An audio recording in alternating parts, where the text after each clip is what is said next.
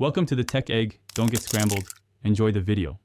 You begin by picking a single, portable format so you actually write. Once chosen, prep essentials. A pen that works, a phone camera, and a 10-15-minute slot morning or evening. These small commitments beat grand plans. For your first entry, write date and exact location, then note 3 sensory details: sight, sound, smell, and set one intention for the day. Doing this creates a habit and gives you consistent material to build on as you travel. Once you have habit, refine the internal structure so entries are useful later. Start with a one-line summary, then list highlights, lessons learned, and one action or memory to revisit. This order helps you scan quickly. Make attaching visuals routine. Add 3 photos, tape or photo capture receipts, and mark map points. Always label with time and a short caption. Finally, tag each entry by theme, place, or emotion so you can filter and compile stories once the trip ends.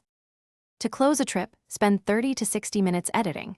Consolidate loose notes, correct dates, and annotate photos so context won't be lost.